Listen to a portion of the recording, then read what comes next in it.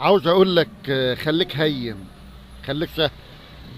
لو كل واحد فينا ما وقفش للتاني على كل كلمة، لو كل واحد فينا عافى عن حد لوجه الله، لو ما صعبناش الدنيا على بعض، لو كل واحد فينا بقى سند لاخوه لما يقع في أزمة، لو كل زوجين اجتمعوا بالمعروف او تفرقوا حتى بالمعروف، مش هنلاقي المشاكل والجرائم الكبيرة اللي في المجتمع. عايزين نقف جنب بعض شوية،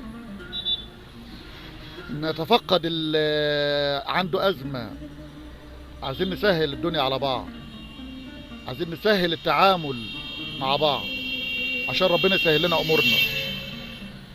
فأرجوكوا راعوا وحافظوا على مشاعر بعض وكونوا سند لبعض.